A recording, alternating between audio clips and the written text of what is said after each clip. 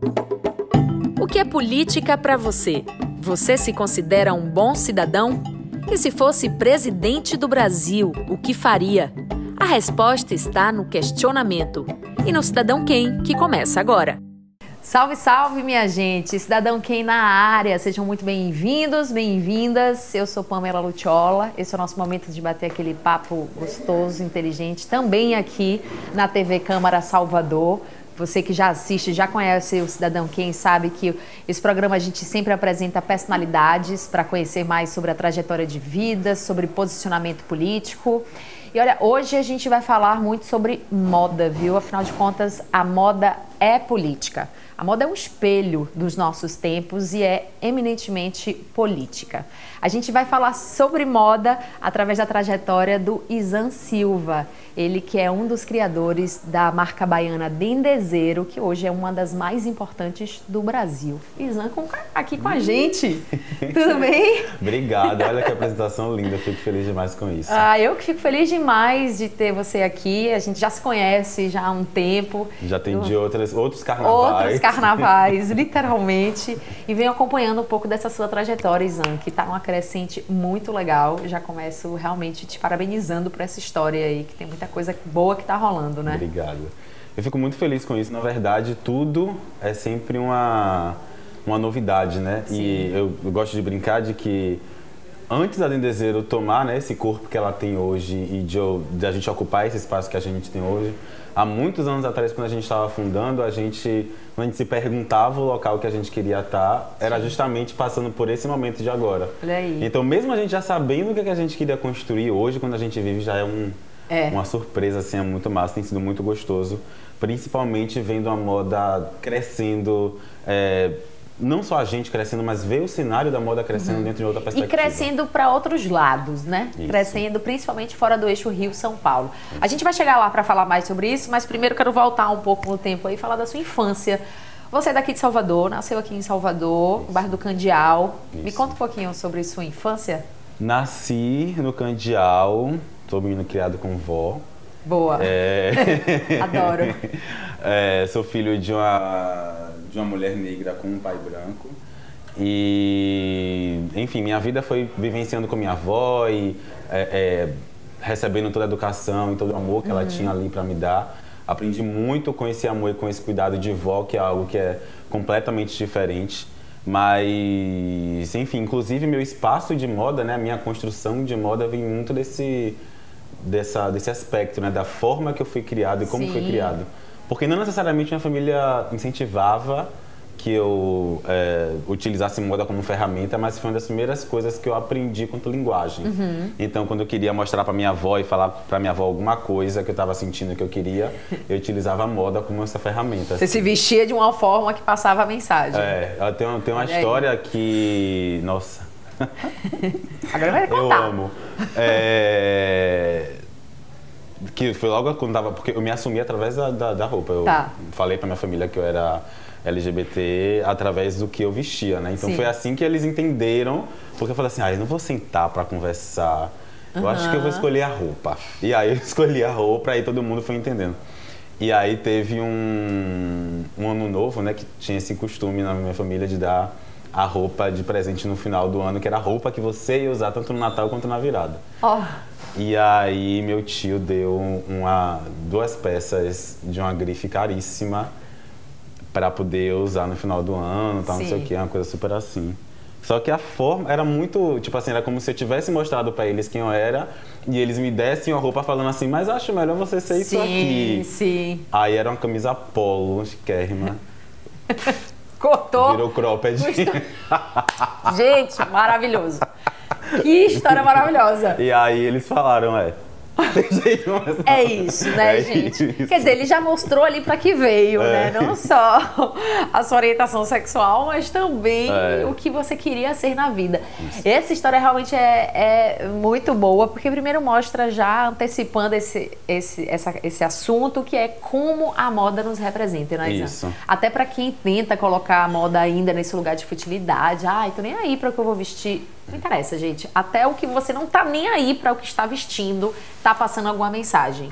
E eu só fui descobrindo isso com o tempo também, porque eu acho que eu sempre utilizei a moda como ferramenta enquanto minha linguagem política principal, mas eu não percebia que eu estava fazendo isso. Eu acho que eu ia mesmo assim, vivenciando e atualizando o fluxo, mas eu não entendia que eu estava usando aquela ferramenta para poder construir isso. Então, à medida que eu fui amadurecendo, entendendo e construindo, eu fui entendendo o que isso significava assim para mim, sabe? Tipo, todas as coisas ao meu redor me influenciaram. Hoje, para mim, enquanto criador, isso é muito importante. Mas todas as coisas ao meu redor, desde que eu nasci, sempre me influenciaram muito. Então, a favela onde eu nasci, eu nasci no Candial, mais especificamente ali na Rua Fonte do Governo. Então, é um beco dentro é uma travessa dentro da favela. E é uma travessa que ali existia todo um ecossistema principal ali, todo mundo se conectava. O mundo era dentro daquela travessa ali. E, enfim, na construção ali daquele espaço, hoje em dia, quando eu vejo algumas coisas que eu crio e que eu vejo porque eu me importava, eu percebo que muito tem influência desse passado que eu tive. Claro. E de como eu vivenciei tudo isso, e de como tudo isso ainda impacta na forma que eu vejo o mundo e como isso me deu as ferramentas que eu tenho hoje também. Assim. Política era assunto na sua casa? Você lembra na infância, adolescência ali de conversar sobre isso? Política sempre foi assunto na minha casa. Porque eu sempre fui uma pessoa muito política. O que acontece? Eu sou filho de dois pais que sempre entenderam política de uma forma muito diferente. Tá. Então, meu pai e minha mãe se conheceram no movimento punk. E minha mãe sempre me falou, sempre me passou o que ela entendia sobre política no mundo. Então, tanto os escritores que ela gostava, os livros que ela gostava. Minha mãe sempre foi uma pessoa muito estudiosa, então é mais de uma faculdade, tá sempre estudando, tá sempre conhecendo, ter sede por estudar. Então, desde pequeno, eu sempre tive essa referência. Mesmo quando eu não entendia o que ela estava fazendo, eu sempre tive essa referência. E ela sempre me passou isso de forma muito vívida. E ela contava, quando ficava perguntando, sempre tem aquele momento de criança, tipo, como era você e meu pai, como era antes, não sei o quê, me conta a história. E minha mãe falava, a gente era do movimento punk. E eu assim, aquela criança... Que isso, mãe? Que isso? Vocês pintavam o cabelo de roxo? Mas aí eu fui entendendo um pouco mais as coisas. Então, política sempre esteve presente, só que nesse local de ser criado por minha avó, que tinha um pensamento sobre política completamente diferente, porque minha avó é uma mulher que veio de Feira de Santana, do interior de Feira de Santana, trabalhava em uma refinaria de farinha da família. Então, tipo, era uma coisa mais... Outra época, outro tempo, Outro tempo, Imagino então, mais conservador, E que ela também não priorizou os estudos. Minha avó não priorizou os estudos. Então, para ela acabou aprendendo muita coisa comigo também. Sim. E até porque eu era o jovem negro dessa parte da família, que eu estava sendo criado pela minha avó por parte de pai. Então, eu era o jovem negro ali e tinha várias crises que eles nunca tinham vivido antes que estavam vivendo comigo. Porque eu fui o primeiro LGBT, eu fui... o primeiro a ter cabelo crespo, então várias coisas foram novas sendo aprendidas ali dentro daquele núcleo. E minha mãe, nesse processo em que eu estava sendo criada por minha avó, sempre foi uma âncora muito importante porque ela é uma mulher negra. Então eu aprendia muito essas coisas com ela e levava tudo isso para dentro de casa. Então eu sempre deixava o cabelo raspado. E aí eu cheguei para minha mãe um dia e falei, eu quero deixar meu cabelo crescer. E aí ela me contou o que é que significava o cabelo crescer. E aí fiquei muito mais empolgado. Então, quando eu cheguei em casa e falei pra minha avó, eu quero deixar meu cabelo crescer, isso foi um choque pra ela, porque pra ela o cabelo grande, crescer, tinha um outro significado. Com aquilo, né? Então foi uma crise dentro de casa, conseguir administrar isso e conversar sobre isso. Mas você tinha uma certa abertura ali, pra falar com... Enfim, você conta que falou com sua avó e com as trocas com sua mãe também, né? Eu acho que eu tinha mais trocas com minha mãe. Pra construir essa identidade que você tem hoje, né? Tinha mais trocas com minha mãe relacionada a isso, assim. Eu acho que, óbvio, tudo isso me construiu de forma muito, muito forte, assim. Mas com minha avó, eu aprendi muito a lutar pelas coisas que eu acredito. Com minha mãe, eu aprendi o significado, com minha avó, eu aprendi a lutar. Porque dentro de casa a gente... Não era como se fosse assim... Eu trazia algo e não era como se minha avó ela só acatasse ou ela só discordasse, ela questionava. Então a gente ficava naquele bate-bola. Tinha que argumentar ali, segurar o argumento. Isso. Me convença aí. Me convença. E eu não conseguia convencer necessariamente, mas eu conseguia fazer outras coisas de minha vida que dava respaldo para aquilo. Então assim, tirava notas boas na escola, deixava o cabelo crescer. Fiz não sei o quê. Era tudo negociado. Tudo ali, negociado. Né? Então, eu estava no segundo ano, mas já estava conseguindo um trabalho. E aí eu conseguia ter mais flexibilidade em outras coisas. A coisa esquentou politicamente lá em casa mesmo quando a gente foi para essa política um pouco mais prática, quando a gente fala sobre eleições e urnas. Que foi quando o Bolsonaro se candidatou pela primeira vez. Aí, então isso foi um divisor de águas entre a família, foi uma grande discussão, um grande processo, assim. Foi uma grande movimentação essa época, eu acho que foi o grande divisor de águas da minha vida toda, na verdade. Eu acho que quando eu falo sobre o meu passado com o Bolsonaro, porque como foi assim, no auge da minha adolescência, e foi quando eu estava decidindo quem eu queria ser no futuro, as eleições, a candidatura de Bolsonaro, ela foi muito importante para poder eu definir que persona eu seria na sociedade, assim.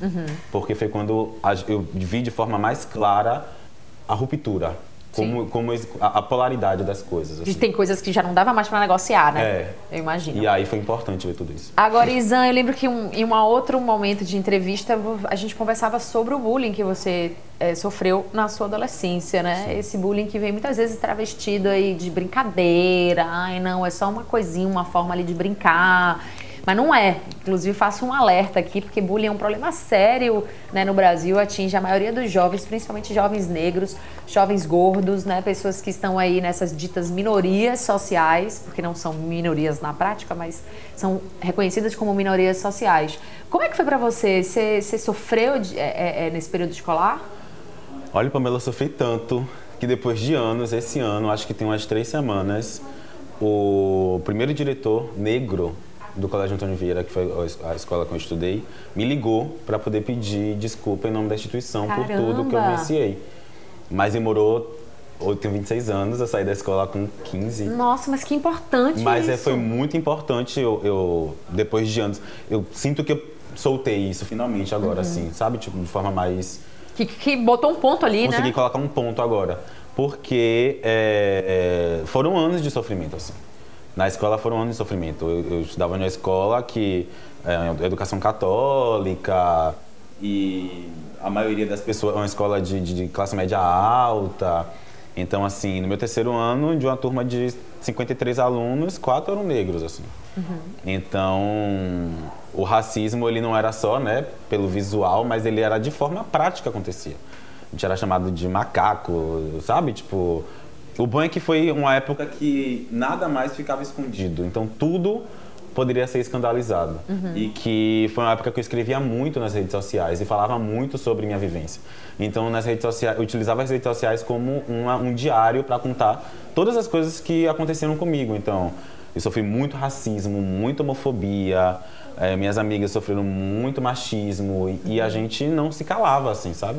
A gente lutava o tempo todo, tanto que existiam momentos na escola que a gente não conseguia prestar atenção nas aulas, a gente não conseguia estar na sala de aula, porque a gente estava tentando responder o racismo, a homofobia, o machismo que a gente sofria de alguma forma. Então, era um cartaz, era uma manifestação. Isso tinha a ver com a forma que você se vestia, por exemplo, também? Tinha. Você já se vestia da sua forma, né? Na escola, você não podia cortar a farda. Aí eu falei, tá. Não posso cortar a farda, o que é que eu posso fazer? Eu levava alfinete. Olhando para essa fardinha sem graça aqui, o que é que eu posso fazer? Eu levava alfinete no bolso, chegava lá, dobrava e colocava o alfinete. Os padres do Vieira. Os padres do Vieira. E aí eu usava meu cropped na escola para dizer, eu estou aqui. E aí minhas amigas ficavam tipo assim, gente, isso é um absurdo, ele tá usando cropped, ninguém vai falar nada. Eu não posso, e aí as amigas querendo tipo botar assim, a barriguinha de fora. Você quer que eu faça? Eu não sou também? Tipo assim, eu faço. Mas a roupa sempre fez parte disso, assim. Sim. E a roupa, ela nunca veio, ela vinha mais nessa época como uma resposta. Quando eu descobri quem eu era, eu falei, tá, então vou ser quem eu sou. Eu não vou deixar de ser quem eu sou. Eu sou quem eu sou e vou continuar sendo quem eu sou, então eu vou utilizar essa roupa aqui para poder determinar esse espaço. E a diretoria reclamava tanto comigo por causa da roupa, porque de fato não podia, né? Farda da escola. que chegou um momento que os alunos chegavam pro diretor e falavam assim, ele tá usando cropped, e o diretor falava, deixa gente, menino, deixa ele. A gente já botou ele em tantas suspensões, deixa ele agora. Já não tem mais o que fazer. Mas a gente também passou o pão que o diabo amassou lá, assim, sabe? Tipo, de viver uma situação escancaradamente racista na escola, ir pra internet, falar sobre isso. Tem uma grande mobilização na internet sobre virar matéria em jornal, não sei o que, não sei o que, não sei o que. No dia seguinte, eu fui chamado na escola, na sala da diretoria, a pessoa que praticou racismo, mais uma colega minha e o corpo, né, de coordenadores pedagógicos. A pessoa que praticou racismo falava, vocês não sabem o que é racismo, vocês não sabem o peso do racismo. E a diretoria falava, é verdade. Você não pode dizer que o aluno está sendo racista. Isso não é racismo, você não sabe o que é racismo. E você é a única pessoa preta naquela sala. Você sofreu novamente. E você é a única pessoa preta naquela sala. Então, tipo assim, é não só você ter que lutar sozinho, quanto as pessoas que você, né, tecnicamente acreditaria que estariam ali por você não estão. Então você realmente está só. Você está só entre os alunos, você está só entre um corpo docente, você está só em todas as camadas. O bullying, né, o preconceito, o racismo, ele não está só dentro de um campo específico. A gente acabou de ver um caso de uma criança, né, que morreu dentro da escola, mas que todo mundo sabia o que a criança vivenciava. Mas ninguém entrava de fato para poder fazer. Então, tipo, aquela criança estava sozinha tendo que lutar. E aí, hoje em dia, eu sou muito feliz por ter conseguido sobreviver a isso, sabe? Eu tô vivo, eu tô aqui. Mas eu poderia ter tido o mesmo fim que essa outra criança teve. Porque as coisas nunca tiveram limites, sabe? Tipo, era uma época que os alunos iam para a porta da escola com taco de beisebol para bater. Nossa! E aí eu comuniquei à diretoria e nada foi feito. Aí eu publiquei isso na internet, uma pessoa que me tinha no Instagram, que era policial na época, viu e ele me acompanhava. Imagina na saída da escola.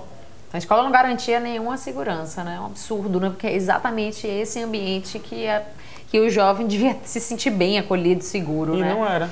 Agora, Izan, eu queria refazer um pouco do seu caminho de casa para a escola. Sim. Porque você nos relata, né, de tudo que você viveu aí na escola. Imagino o quanto deve ter sido difícil realmente, porque essa é a época da vida que era pra gente dar risada, é o primeiro beijo na boca, ser gostoso, né? É pra ser legal, não é pra ser denso, difícil. Exatamente, tão difícil assim. Mas eu tô imaginando você com seu cropped, com a sua forma de se vestir, saindo de casa, numa periferia, que também pode ser cerceadora nesse sentido, né? Que também, porque infelizmente a gente vive num mundo que é homofóbico pra caramba, racista pra caramba, mas principalmente em relação à questão da homofobia, né? Tem certas periferias que não toleram, né? Que é preconceituosa mesmo. A gente vê, por exemplo, as entradas tão fortes hoje das igrejas mais conservadoras.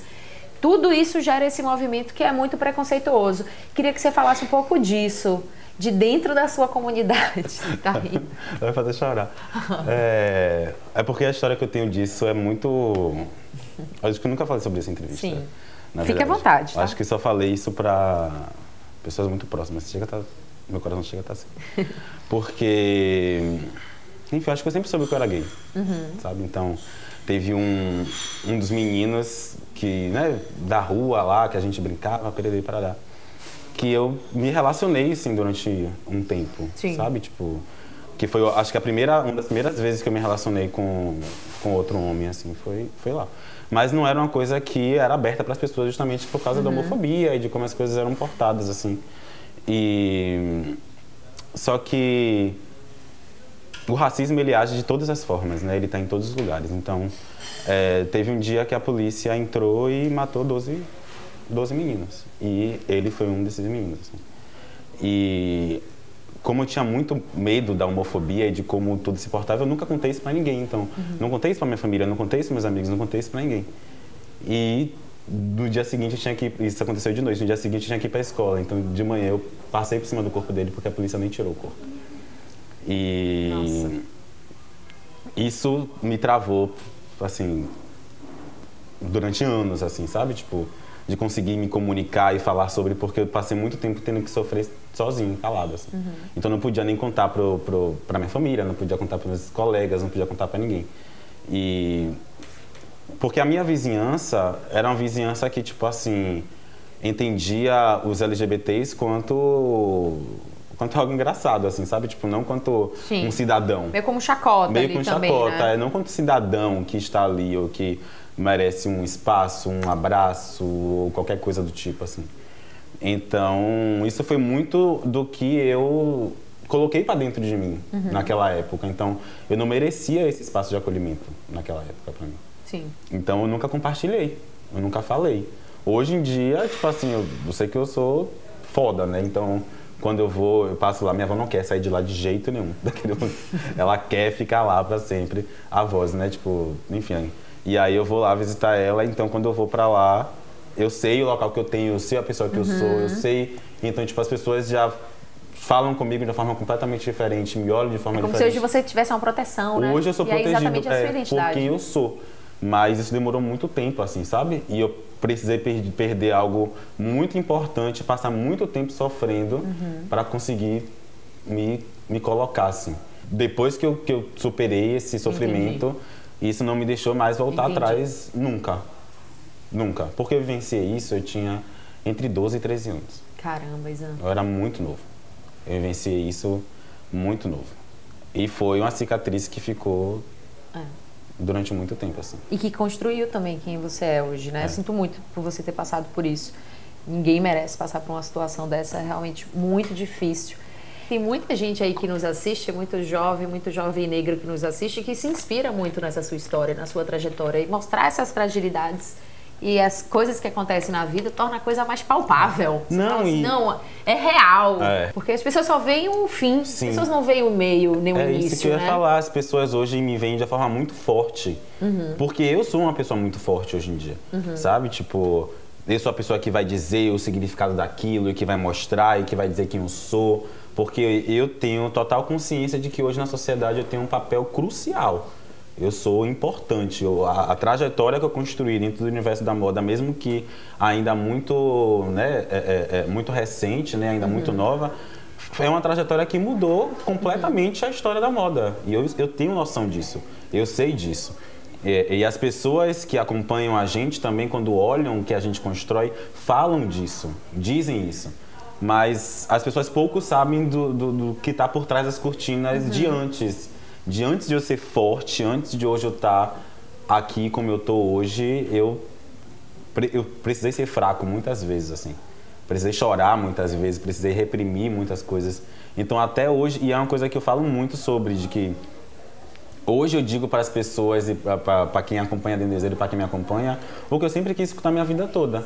E que hoje eu aprendi a falar, porque eu aprendi a me escutar. Então eu passei muito tempo sofrendo para poder aprender a me escutar. Quando eu aprendi a me escutar, eu aprendi a falar. E hoje eu digo para as pessoas, não desista dos seus sonhos. Outro, né? Não desista dos seus sonhos. Não deixe de amar quem está ao seu redor. Não deixe de dizer quem você é. Não deixe de botar seu cropped. Não deixe de botar seu cropped. Não deixe de sair cedo, sabe? E não deixe de ter objetivo, sabe? Eu acho que durante a minha trajetória eu tive muitos momentos que poderiam ter me tirado, né, do foco e ter me tirado da trajetória, que poderia ter me feito fraquejar, mas eu nunca quis perder. Eu nunca quis perder. Porque se eu entrei em todas essas batalhas, se eu passei por tudo isso, eu não vou perder. Eu vou ganhar. Em 2019, você, junto com o Pedro Batalha, inclusive um beijo para Pedro, que é um outro profissional, uma outra pessoa incrível, que eu admiro, sou fã também do trabalho. Vocês se juntaram, vocês já eram amigos. Eu li ali que vocês começaram um guarda-roupa compartilhado, né? Começaram a comprar roupa juntos em brechó e tudo mais. E aí depois falou, bom, vamos pegar aqui essa marca. Em 2019, vocês criam a Dendezeiro. Isso. Que é uma marca, quando você pensa em marca moda baiana, os desavisados tem um certo estereótipo no pensamento, no imaginário, né, sobre moda baiana. E a Dendezeiro vem para quebrar isso, primeiro porque é extremamente urbana, né, é muito da rua, e que Salvador não tem essa associação com o urbano, é mais sobre o litoral, sobre praia, e a Dendezeiro não. O que era ali, o que é que vocês pensavam naquele primeiro momento ali? Tipo assim, a Dendezeiro, ela nasceu para quê? Então, eu acho que a Salvador é muito urbana, assim. Acho que Salvador é muito urbana, só que eu acho que depende muito do lugar onde a gente anda.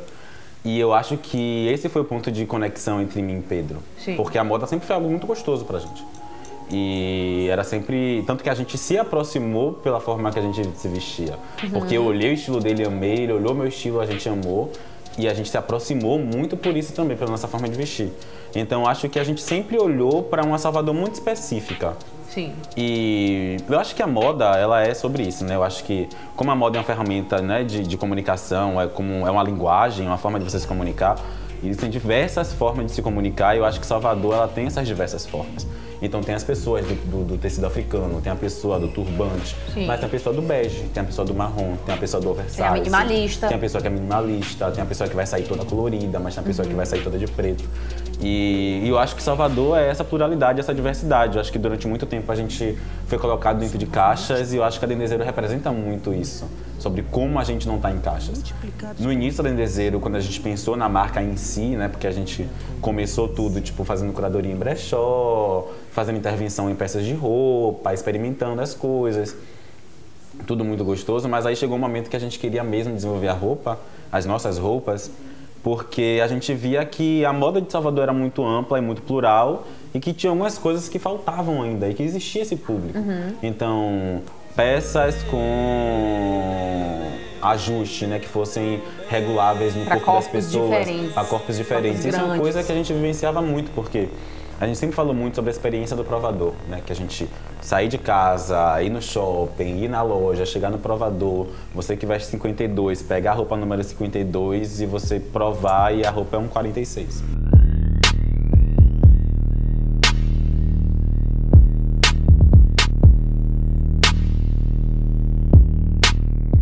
Então a gente não via as roupas abraçando as pessoas. E eu sou um homem que tem um quadril largo, o Pedro também, então assim...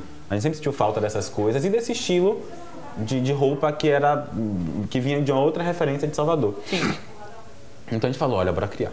E a gente desenvolveu. Tudo começou com um pedaço de tecido que a mãe dele tinha em casa. A gente fez essa primeira roupa.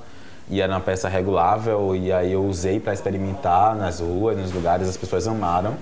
E a Dendezeiro, ela sempre foi um sucesso, assim, porque... Quando a gente lançou e a gente deixou disponível pela primeira vez as primeiras peças que eram reguláveis, esgotava muito rápido. Era Vocês dois desenham? Nós dois desenhamos. Na época, a gente desenhava e tinha algumas costureiras, inclusive uma delas é de Alice, de lá do Candial, inclusive, que costurava as roupas.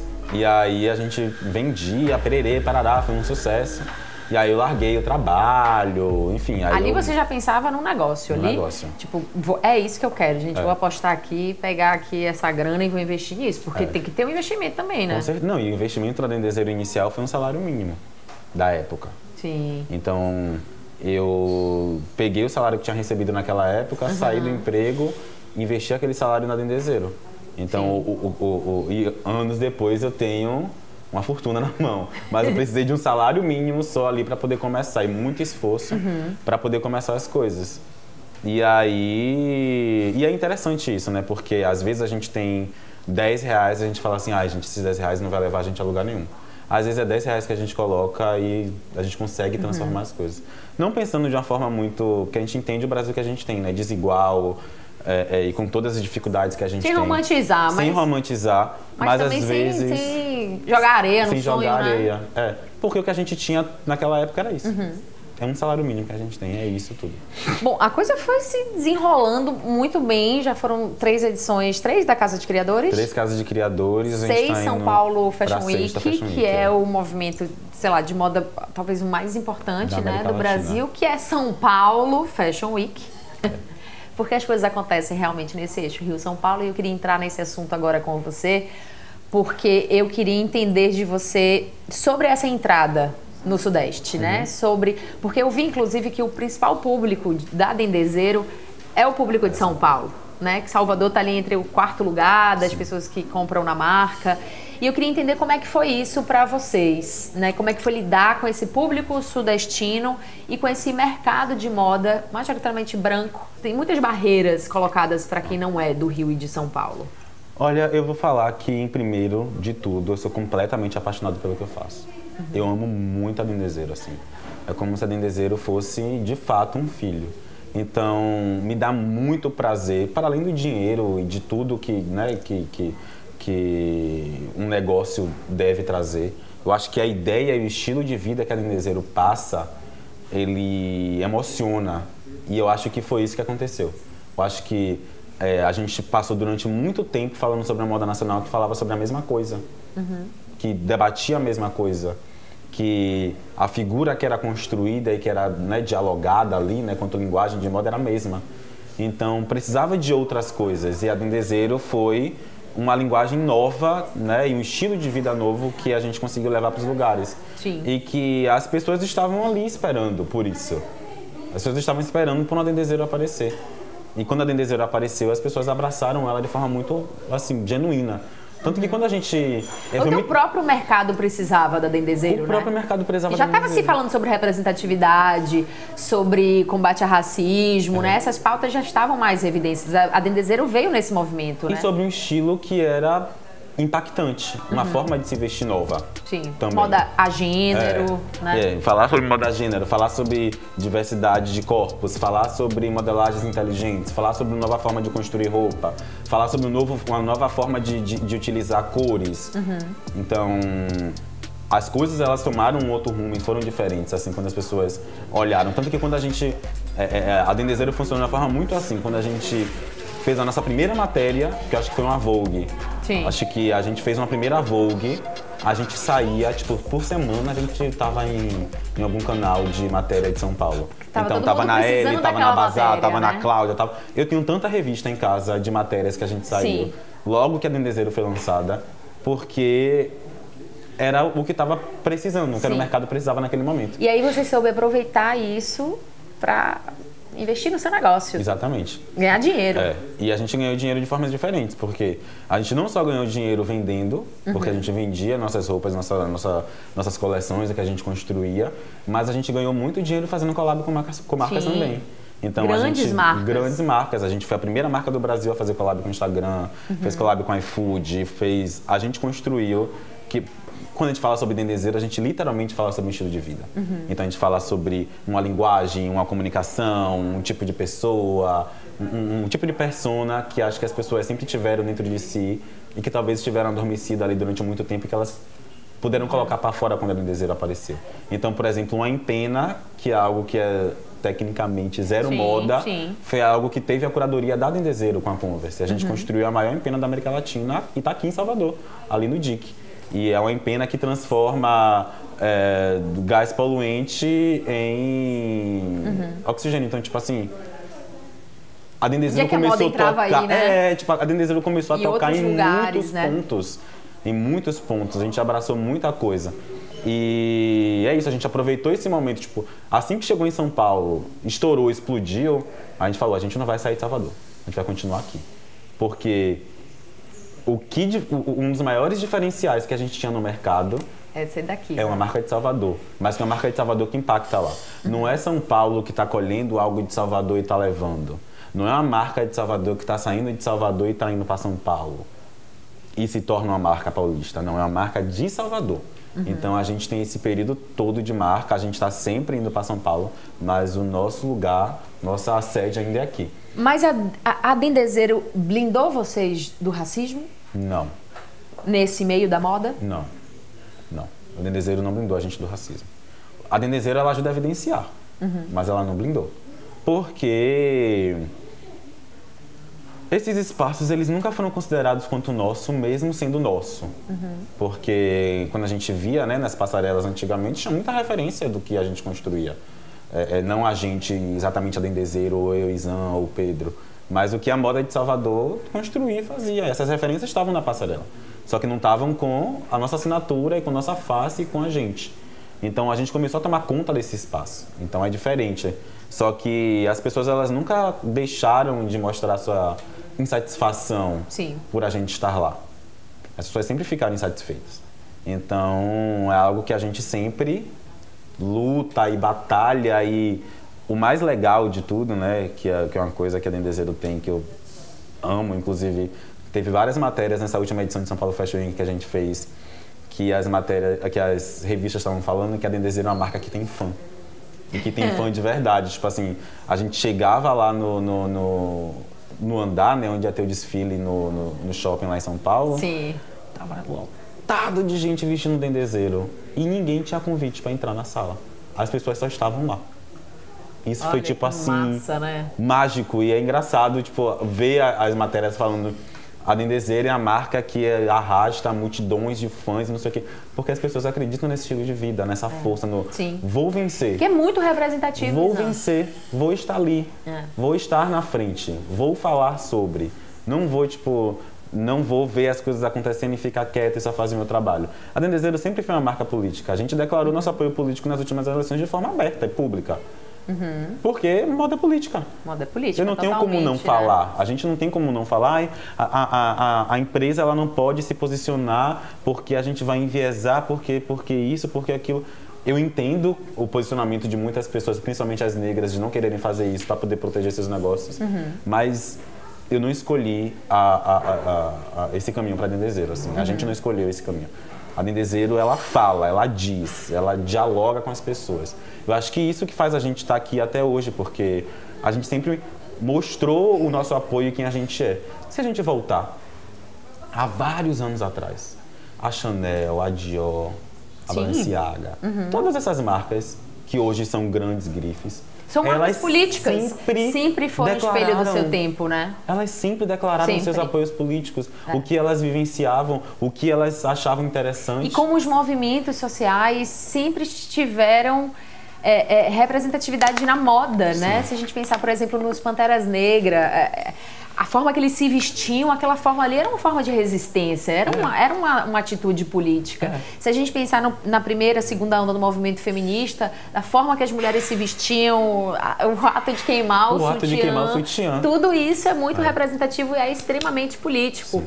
Bom, a Dendezeiro já tem algumas coleções lançadas, a coleção Cor de Pele, que teve algumas edições, foram 3 edições da Cor de Pele, que é fenomenal. Acho que foram as primeiras coleções que começou a botar a Dendezeiro realmente nesse cenário nacional. Mas eu quero falar especialmente do Dende Game, que é esse sucesso. E você falava aí sobre essa relação com o público, com a marca ter fã, que eu acho que foi uma forma de vocês se comunicarem direto com essa galera, porque Dende Game ele abria uma caixinha de pergunta, a galera mandava ali um objeto, uma referência do que eles do que o público queria que eles criassem em cima. Então você estava trocando direto ali. Porque a gente percebeu, tipo, olha, a Dendezeiro tem fã. Sim. Como é que a gente se comunica com esses fãs? É só a gente lançando uma peça de roupa? É só a gente... Não, vamos trazer essa galera pra dentro, vamos discutir de forma mais interna. É muito gostoso, as pessoas são muito criativas. Aí já teve o filtro de barro, espelho laranja, já teve garrafão de água, a capivara agora, que a capivara agora se tornou o queridinho do povo, que é a bolsa capivara. A bolsa capivara. E eu tô amando isso. O povo, as pessoas comprando e fazendo um unboxing, toda a experiência de, meu Deus, vou abrir minha bolsa capivara e vou mostrar. Então tem sido muito gostoso, é muito legal trocar com as pessoas assim, ter as pessoas próximas, porque no final acaba trazendo esse outro lado da moda também, que é se divertir. E a gente se diverte muito fazendo o que a gente faz. E as pessoas se divertem com a gente, é muito legal. E a última peça da Dendezeiro, assim, pelo menos do último até esse programa sair, tá, gente? É a capela de formatura, né? Sim, o capelo.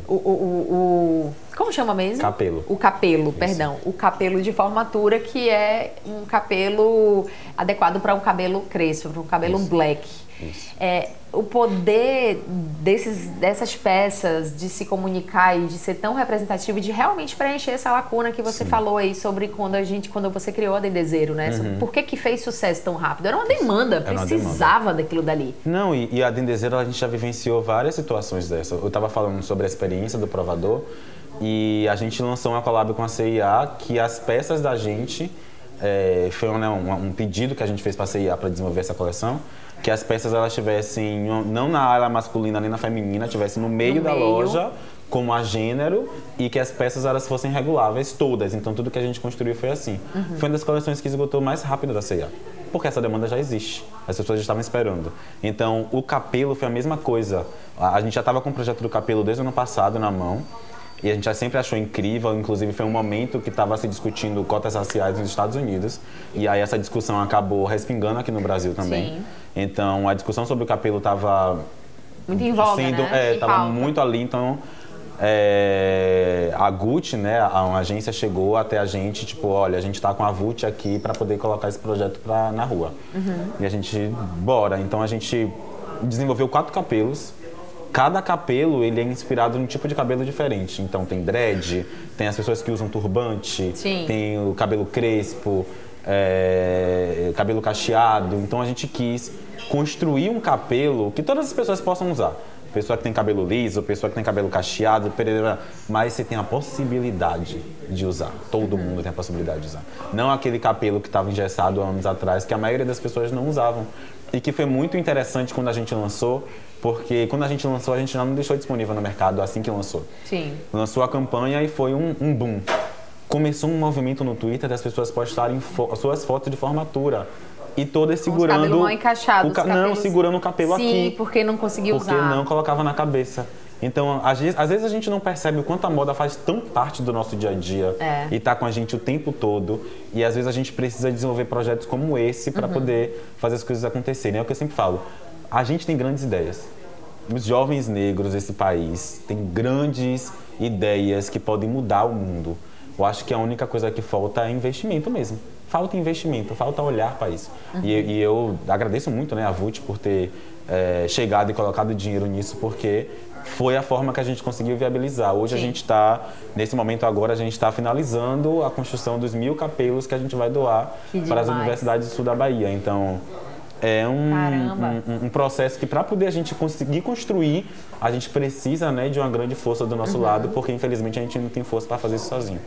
Mas é muito legal, foi muito emocionante, é muito lindo ver as pessoas se emocionarem, chorarem, construírem. As pessoas já estão formadas e estão fazendo o cabelo para fazer uma nova foto. Imagina. Isso é lindo, sabe? Tipo, é demais.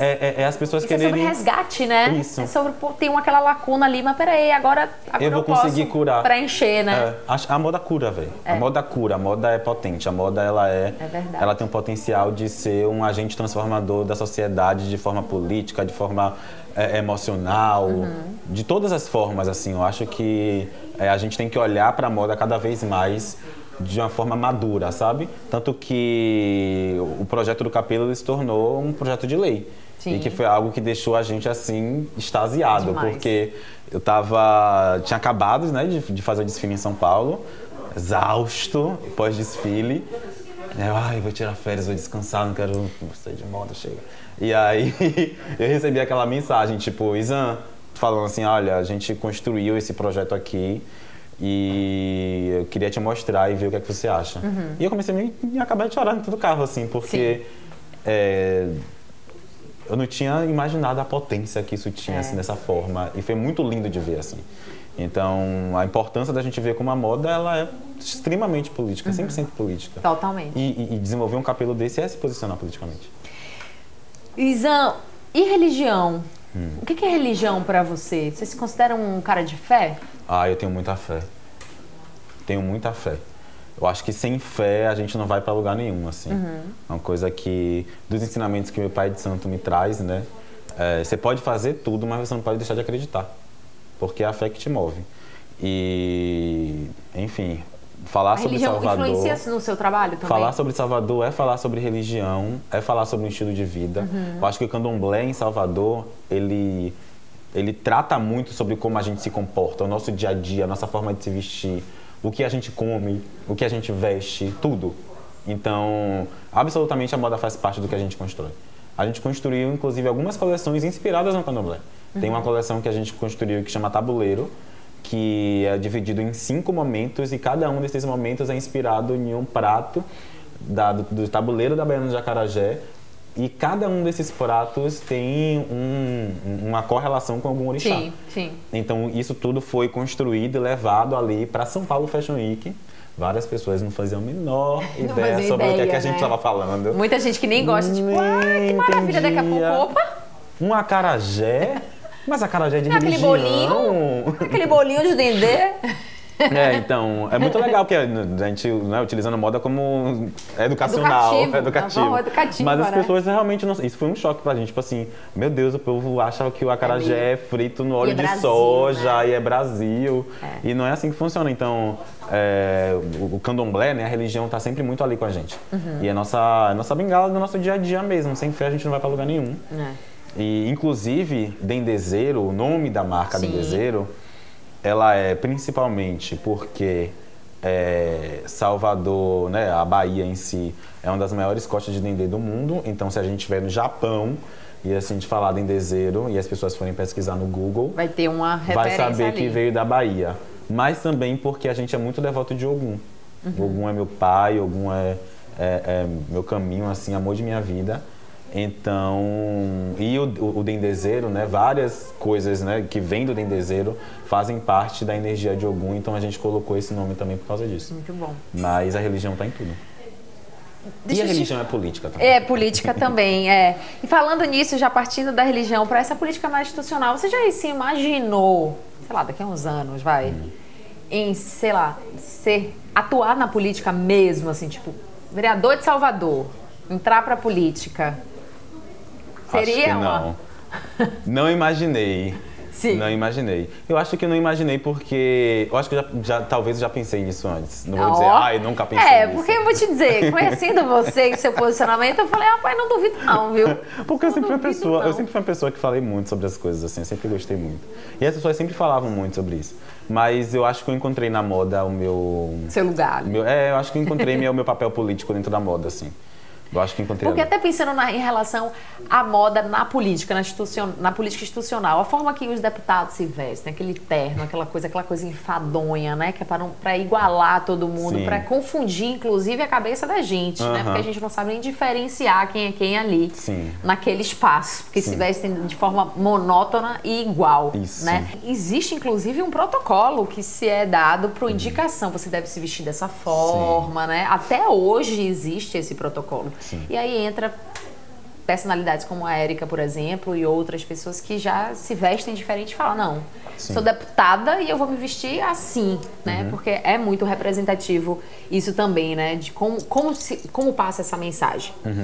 Mas aí eu vou para aquela pergunta que a gente sempre faz aqui para os nossos convidados, entrevistados, que você já respondeu bastante aqui durante toda essa entrevista, mas o que é política para você, Isa? Política, pra mim, eu acho que é o meu corpo no mundo. Política é meu corpo no mundo. Então, tudo que eu faço e tudo que a gente vivencia é político. O meu café da manhã é político, a minha fala, minha escolha profissional, o meu diálogo, a forma que eu falo com as pessoas, o meu tratar, a minha educação. Então, acho que política, ela tá em tudo. Hoje em dia, quando eu olho sobre a minha trajetória de vida, eu consigo olhar a política em todos os momentos.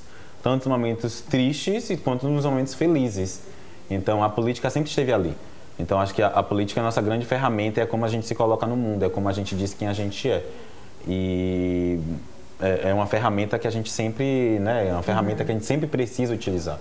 E que, às vezes, mesmo a gente de forma inconsciente está utilizando. É tudo, né? É nossa vida, vai desde o buraco na rua até em quem você vota. Inclusive, estamos em ano de eleição. Estamos aí, hein? É bom ficar ligado aí nesse assunto e acompanhar. Bom, você já disse que não tem, assim, uma pretensão imediata de entrar para a política, mas aqui no Cidadão Quem, TV Câmara Salvador, a gente tá te elegendo presidente do Brasil. Isan Silva, eu já estou imaginando a roupa que você escolheria para subir a rampa do Planalto. Meu Deus do céu. Maravilhoso. Mas eu estou provocando isso para saber qual seria, então, a sua primeira iniciativa. Sua principal bandeira, não precisava ser a primeira, mas qual seria a sua bandeira? Eu acho que a minha grande bandeira talvez seja o incentivo à cultura. Eu acho que a gente, principalmente com a cabeça que a gente tem agora, né, depois dos últimos governos que a gente teve, a forma que as coisas foram construídas, acho que falar sobre cultura é falar sobre algo, né, indispensável do nosso dia a dia, que a gente precisa falar sobre cultura não como um financiamento de algo ali, ou um show, ou uma coisa específica, mas quanto estilo de vida do brasileiro, que a gente tem visto que a cultura é uma das nossas grandes moedas de troca para o mundo inteiro. Óbvio que tem várias outras coisas que a gente, né, coloca no mundo, mas a cultura se tornou um desses elementos principais, então é importante investir também.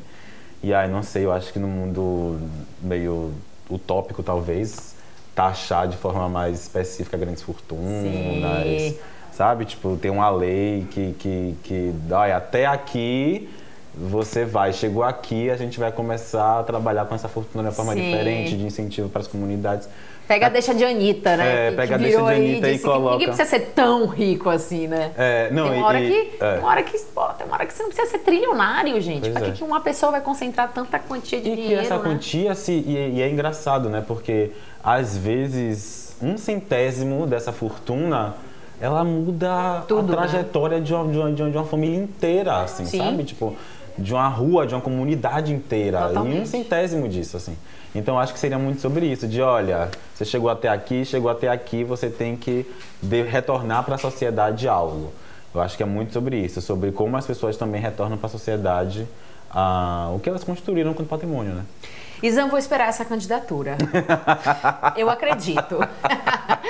Bom, a gente está chegando ao final. Obrigada demais. Eu já esperava tudo isso mesmo dessa nossa conversa, porque acredito e acompanho o seu trabalho. Então, obrigada demais. Sucesso, muito, muito. Assim, ganhe o mundo. A Dendezeiro, você, Pedro. Obrigada, viu? Obrigado você. Desejo a mesma coisa pra você. Obrigada. Gente, ficamos por aqui. Que programa, hein? Programaço aqui. Aproveita para compartilhar aí pros seus amigos. Manda para todo mundo. Estamos na TV Câmara Salvador, na Rádio Câmara, no formato podcast. Dá para você ouvir aí na sua plataforma de áudio preferida. E na Rádio Câmara também. Então, avisa pra galera que tem Cidadão Quem com Izan Silva. Antes de encerrar, eu queria fazer aqui um agradecimento enorme à Livraria do Glauber, que é esse espaço maravilhoso que nos cede aqui para a gente gravar os nossos programas, esse cenário que fica muito mais interessante com esses livros. Livraria do Glauber, que funciona dentro do Cinema Glauber Rocha, está sempre aberta. Para quem não conhece ainda, vale muito a visita. Muito obrigada pela parceria.